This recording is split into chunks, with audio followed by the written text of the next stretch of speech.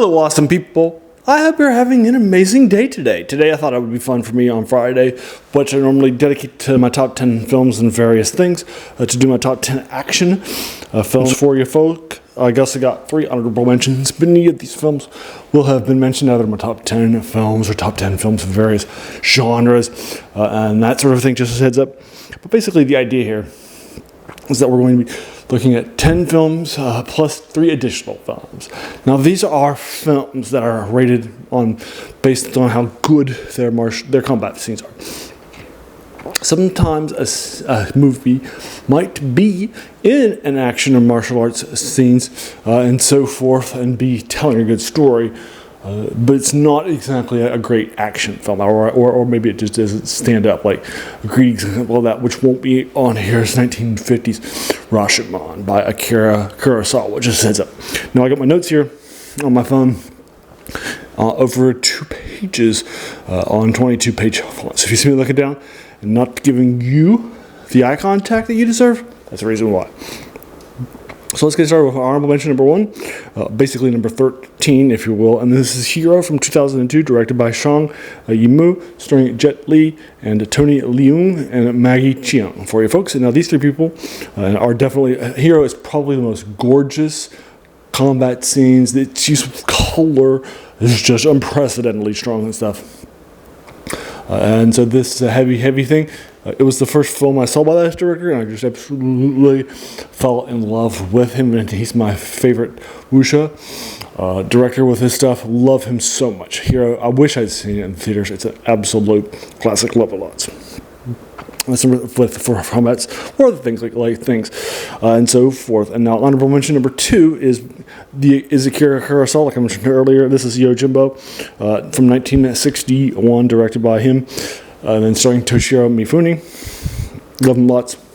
I think the combat scenes in here, it's heavily influenced on combat and things like Last Man Standing or the Fistful of Dollars, stuff like that. So it's hugely influential both on westerns and on the combat scenes. Generally love a lot for that reason. It's heavily strong stuff.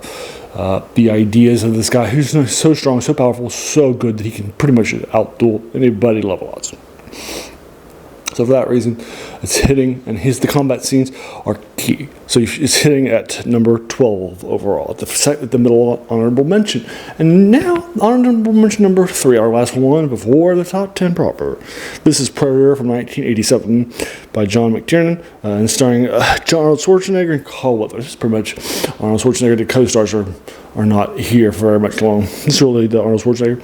This is one of my favorite Arnold Schwarzenegger action films. I think he just absolutely nails the action term. Predator is, in my mind, just an absolute action horror classic, a sci-fi classic. Love it lots. And so forth from the late 80s. Strong stuff. And it's just an absolutely strong stuff. So I love it lots. It's my favorite 80s Schwarzenegger film for action purposes. So if you like that, you're going to definitely love this. And so forth. And that's Predator for you, folks. Now my top 10 time. Now the next one is one that's hit a few times, just like Hero did, and Yojimbo did a couple times ago on top 10 martial arts films, and then last week's the top 10 foreign language films. So number 10 is a film that's hit a few times, but not in those lists, and that's Blade from 1997, starring Wesley Snipes and Stephen Dorff, and directed by Stephen Norrington, and so forth. That was his directorial debut, put him on the map in a major way. It's the first major adaptation that does justice to a Marvel character. Absolutely put him on the map in a major way. And so forth. The action scenes here just absolutely top notch. Love them lots from top to end. My only major issue with it being here is that some of the CGI doesn't hold up very, very well. But the action scenes, which is what's here, are strong. Love them lots for that reason. Wesley Snipes nails Blade so much. Absolute classic. So that's number 10, Blade. Now, number 9 is Seven Samurai by Akira Kurosawa again. This is his highest hitting film from 1954. It's directed by him, and it stars many, including the 7, starring Toshiro Mifune again. Absolutely loved it. The characters, the concepts, the fighting, the battles, of all the different concepts and so forth. You can see these characters of the Seven Samurai and so forth. Each of them different people, different archetypes, different characters. Very strong development, even when they don't have a lot of scenes. They fight different too, which plays, I think, very strongly into his characterizations. Absolute classic, love it, lots of those reasons. And again, just like Yojimbo, this is getting made today. This is also getting made today. There are still 7 samurais. For example, there is an episode of The Mandalorian, and afterwards they said this is basically a Star Wars version of Seven Samurai. All right, so it's still heavily influential, strong stuff, and level lots from the Magnificent Seven and on. So next up is number 8. This did hit on one of my list, top 10 sci-fi films from this decade. So I won't be surprised to see it hitting here too.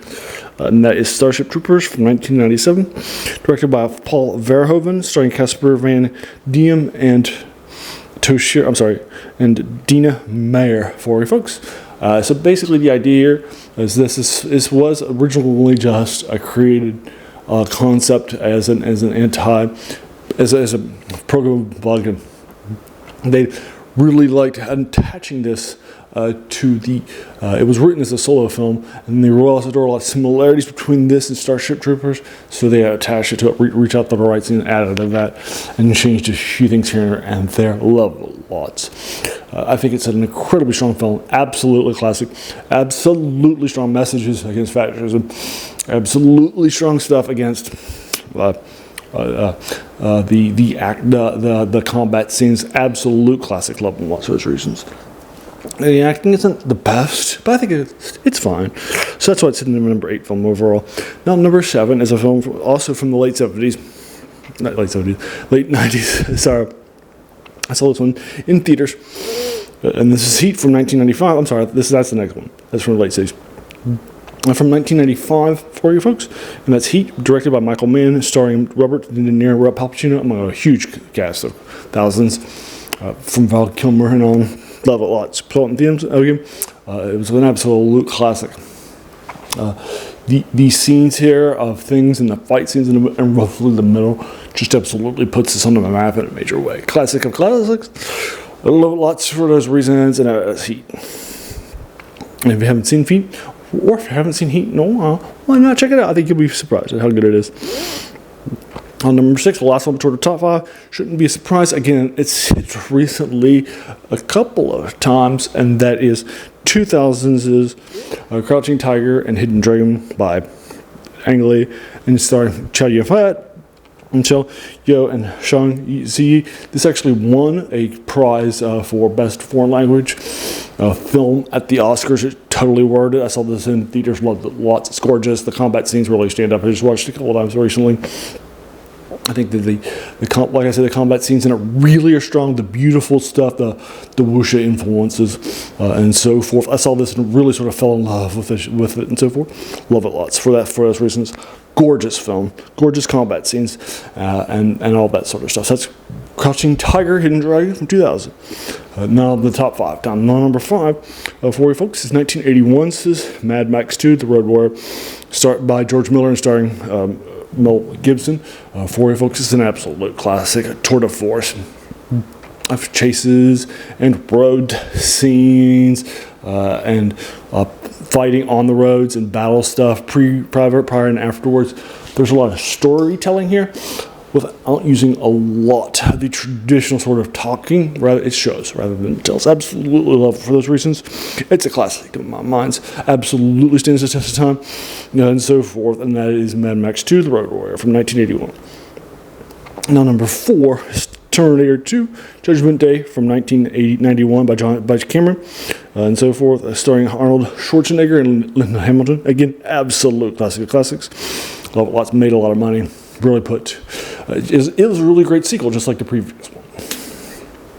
Absolutely better. The rare sequel that's actually better than the first one, like The Empire Strikes Back or the next 2, the previous hitting one, and those sorts of things. Absolutely strong film. Love it lots from beginning to end.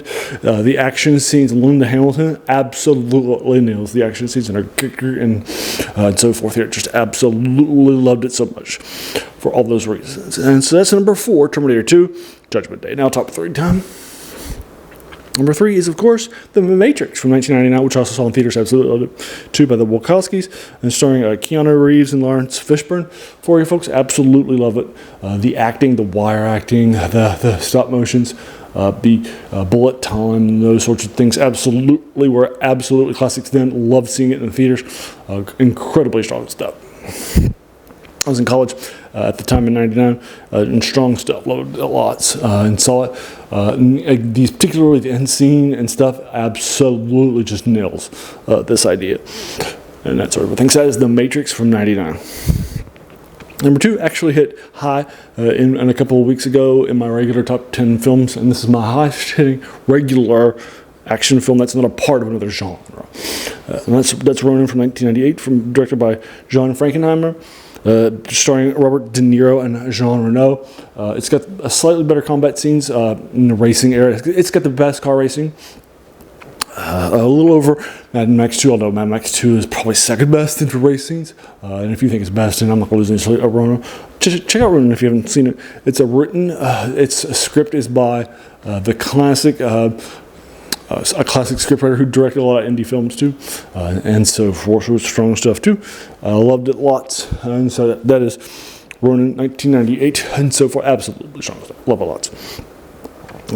So that's John Frankenheimer's, and then our last one has to be Mad Max Fury Road from 2015, one of the few ones from this decade or century, and so forth. And that's by George Miller, starring Tom Hardy and Charlize Theron, and so forth. It was basically written from storyboards rather than being written as a script first, and you can really tell. Again, just like Mad Max 2, this is really a story that's all about telling rather than showing. It's all about action scenes. Its action scenes tell the story.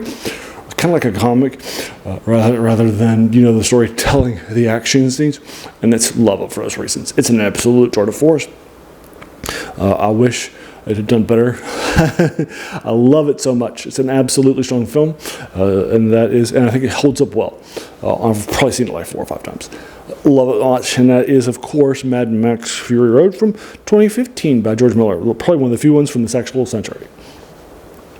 So there you are. So once again, here are my top 13, top 10, and then 3 honorable mentions. The first honorable mention at number 13 is Hero, 2002. Honorable mention number 2, number 12 is Yojimbo, 61, by Akira Kurosawa. Number 3, honorable mention number 11, Raw's Predator from 87. Number 10 is Blade from 1997 by Stephen Norrington. 7 Samurais. Number 9 was directed by Akira Kurosawa. That's from 54. That's his highest hitting film. Number 8 is Starship Troopers from 97, directed by Verhoeven. I think that's the best one of his trilogy. The Heat, number 7, hits number number 7 from 95, directed by Michael Mann. Number 6 is Crouching Tiger, Hidden Dragon, directed by Ang Lee from 2000. And then the top 5 are Mad Max 2, The Road Warrior from 1981, Terminator 2, Judgment Day from 1991, The Matrix from 1999 by the Wachowskis, Ronin 1998 by John Frankenheimer, and then number 1 is Mad Max Fury Road from 2015. For you folks, and so there you are. So have you seen these films, and what would you think? What do you think of them? Do you agree or disagree with them in this ranking? What would be your top 10 action films? Remember, I'm just a fan. I'm not somebody who actually makes films. I'm not a trained movie critic. I'm not somebody who makes films for a living. It's just by passion. So your mileage may vary. And so if you like this stuff, just let me know about it, right? Your thoughts. Your opinions are just as valid as mine, right? And so please just let me know what your thoughts are, what your top 10 would be, and if you agree with these basic places and such, and shout outs and such for some of these films for you folks. And so there you are. If you like this video, remember I have lots of these top 10s. Last week was top 10 foreign language films. The previous one was top 10 domestic films. The previous one was the top 10 martial arts films, which gave me the idea for this one. So if you like this one, check that out. There'll be a few overlaps here and there. And then previous ones too. And then tomorrow I dedicate to Serial Saturday, where I take a day and pull it off from the movies and TV serials that were from Pulp Era and decades ago. For your folks that are lost, tomorrow we're doing The Shadow from 1940. So if you like the Shadow, or it's a superhero one too. So if you like that stuff, check that out too. And then also the previous ones. You get the subscribe button if you're interested in following along. Also the bell icon too, to be notified of my videos, and the like button, and just watch your things. That's the key parts. Just watch them. I also have 3 videos a week dedicated to older things in fantasy, horror, and science fiction. Earlier this week, I just posted an H.P. Lovecraft prose poem called Ex Oblivion, which is like 2 pages long. And then yesterday I did a one on a post-apocalyptic, heavily influenced by Mad Max series. And stuff like that, set in a sci-fi. And then on Sunday, I have collections of stuff. Right. Of sword and sorcery and the fantasy subgenres. So lots of that stuff is getting posted here and there. So if you like that, check it out too. I also did a review video games. I just did Star Control 2 from 1992. So you like those older things. On Wednesday, Video Game Wednesday, and then on Monday, I do a role-playing and video game review and those sorts of things. So you like to check them out. And my passion for that stuff came from all these older things. Is a quote by a French philosopher named Jacques Joubert, who said that the worst thing about them was that they kept us from reading the old ones. Right, in this case, you're watching old ones that had literally influenced today, but you get the idea, right? And so forth. So that's or playing it in the video games cases, but you get the idea, right? Of all these older things. That's where the passion of that channel comes from. Is why I like to do a lot of older things like this. And there you are. I want to thank you so very, very much for taking some time out of your day and investing and watching my videos, right? Because we all have so many things that are happening, right, in our lives, and we're pulled in so many different directions. So the fact that you spend this time with me, that's incredibly humbling, and I appreciate that so very, very much. So thanks again, and have an amazing day.